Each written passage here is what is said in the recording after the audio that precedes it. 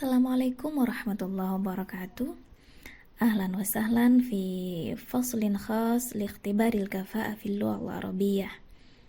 Jadi selamat datang untuk semua mahasiswa di kelas APT B ya, untuk materi Arabic Proficiency Test. Ya, baik, karena ini adalah pertemuan pertama kita di kelas APT, Ustazah akan memperkenalkan diri dulu. Ismi Huzaimah, Jitu min Duko Asyarkiyah, Larangan Pamekasan. Jadi Ustazah dari Duko Timur, Larangan Pamekasan. Ana mudarrisatul lughah al-arabiyyah.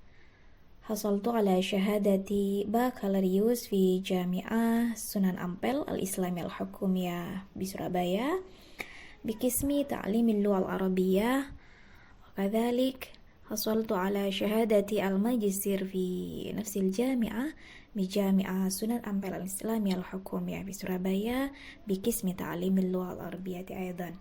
Jadi Ustazah itu melanjutkan S1 di UIN Sunan Ampel Surabaya, mengambil konsentrasi di pendidikan bahasa Arab, kemudian S2-nya di UIN Sunan Ampel Surabaya juga. Jadi sama, mengambil konsentrasi di jurusan pendidikan bahasa Arab. Baik, setelah Ustazah memperkenalkan diri, kita lanjut berkenalan dengan apa itu APT atau TOEFL.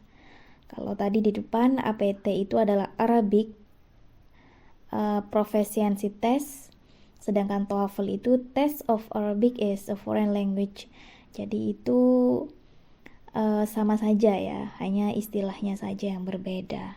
Jadi dalam bahasa Arab itu kita dikenal dengan ikhtibar al-kafa'ah fil lughah al-arabiyyah. Apa saja komponen yang biasa ada dalam tes TOEFL atau APT? Yang pertama ada istima', yang kedua ada qiraah, yang ketiga ada qawaid, yang keempat ada ulum ammah. Jadi yang pertama ada tes menyimak, kedua ada tes membaca, qiraah teks bacaan ya. Jadi reading comprehension, kemudian yang ketiga ada qawaid tentang tata bahasa dan lain sebagainya. Kemudian yang keempat ada ilmu umum. Jadi di situ bisa berisi banyak hal ya, tentang keagamaan atau kepemerintahan dan lain sebagainya. Ya, lanjut. Apa itu APT atau TOEFL? TOEFL atau APT itu merupakan sebuah tes untuk mengukur kemampuan bahasa Arab seseorang atau mengukur kemahiran bahasa Arab seseorang. Beberapa istilah lain adalah APT dan ILA ya, jadi itu hanya beda istilah saja. Tapi tujuan dan isi tesnya sama, jadi untuk mengukur kemampuan bahasa Arab. Kemudian apa sih pentingnya kita mengikuti APT atau TOEFL itu? Ini nih, jadi sertifikat hasil tes TOEFL itu memiliki banyak manfaat, diantaranya untuk menunjukkan nilai plus mahasiswa dalam penguasaan bahasa asing, baik bahasa Arab ataupun bahasa Inggris. Kemudian menjadi syarat ujian skripsi atau tugas akhir. Nah, di beberapa kampus, bahkan sekarang hampir seluruh kampus di Indonesia itu, sertifikat tes TOEFL itu menjadi salah satu syarat ya untuk mengikuti ujian skripsi atau ujian tesis. Kemudian ada juga sebagai syarat untuk melamar pekerjaan. Kemudian apa target kelas APT itu tadi? Yaitu targetnya adalah mahasiswa mampu meningkatkan pemahaman segala hal tentang Arabic Proficiency Test serta mampu mencapai skor yang diharapkan. Nah, untuk kelas APT ini terdiri dari 32 pertemuan termasuk dengan UTS dan UAS. Berapa skor minimal APT? Nah, skornya itu skor minimalnya 450. Jadi biasanya untuk pemula emang agak sedikit sulit untuk mencapai skor ini ya, karena kadang level atau tingkatan kesulitan dalam soal itu berbeda-beda. Ada yang mampu mengerjakan soal yang sulit, kadang ya karena keberuntungan juga dan lain sebagainya. Jadi skor untuk mencapai skor minimal itu kita memang harus banyak latihan gitu. Jadi biasanya di kampus-kampus atau di instansi yang lain untuk skor minimal APT itu adalah 450.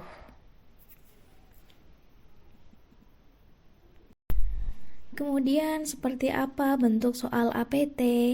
Nah, di situ ada istimewa yang terdiri dari 25 soal. Soalnya berupa soal audio. Jadi teman-teman mahasiswa disuruh mendengarkan nih.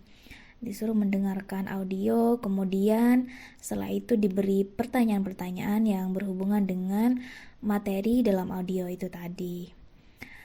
Nanti ada trik atau tip khusus nih yang bisa teman-teman pelajari bersama. Kita latihan bagaimana caranya kita mengerjakan soal istimewa ini dengan cepat, kayak gitu. Yang kedua ada kiroah ya. Kiroah juga terdiri dari 25 soal berupa teks bacaan. Nah, di situ teman-teman diberikan teks bacaan, terkadang terdiri dari 1 paragraf atau 2 paragraf. Nah, setelah itu teman-teman diberi soal yang berhubungan dengan teks bacaan itu tadi. Kemudian ada soal-soal qawaid ya, terdiri dari 20 soal. Di situ biasanya berupa pertanyaan terkait nahwu, shorof, dan kebahasaan. Jadi soal-soalnya itu berupa tentang tata bahasa atau struktur, grammar ya, nahwu dan shorof. Kemudian tentang kebahasaan itu juga misalnya seperti sinonim atau antonim, kemudian bentuk jamak atau mufrad kayak gitu. Biasanya yang ditanyain. Baik, apa saja yang kita pelajari dalam kelas APT? Di situ ada yang pertama soal-soal terkait dengan tes APT. Jadi kita berlatih mengerjakan soal-soal tes APT. Kemudian yang kedua ada tip dan trik mengerjakan APT. Kita mencoba belajar bersama apa saja sih tips dan trik mengerjakan APT dengan cepat, mencapai skor yang kita inginkan, dan waktu mengerjakan itu sesuai dengan waktu yang ditentukan, seperti itu.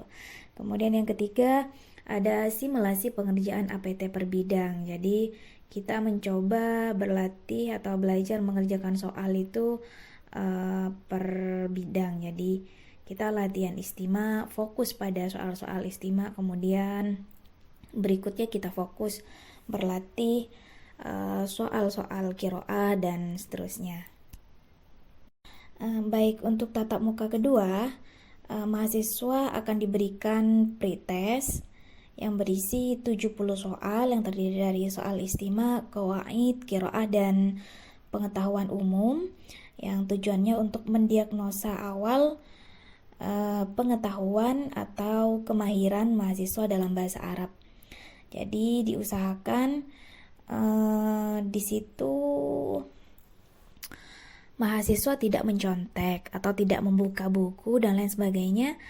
Jadi mahasiswa mengerjakan soal-soal tersebut sesuai dengan pengetahuan mereka, kayak gitu ya. Jadi diusahakan benar-benar hasil jawaban sendiri agar hasilnya itu bisa ketahuan nantinya. Jadi kemampuannya sejauh mana dalam bahasa Arab, seperti itu. Baik, untuk pertemuan kedua, besok Ustazah share link untuk tesnya ya. Jadi selamat mencoba, selamat berlatih. Baik, mungkin cukup sampai di sini dulu untuk sesi awal perkenalan tentang APT. Baik, naktafi bihadza, ma'akumun najwa wa taufik. Wassalamualaikum warahmatullahi wabarakatuh.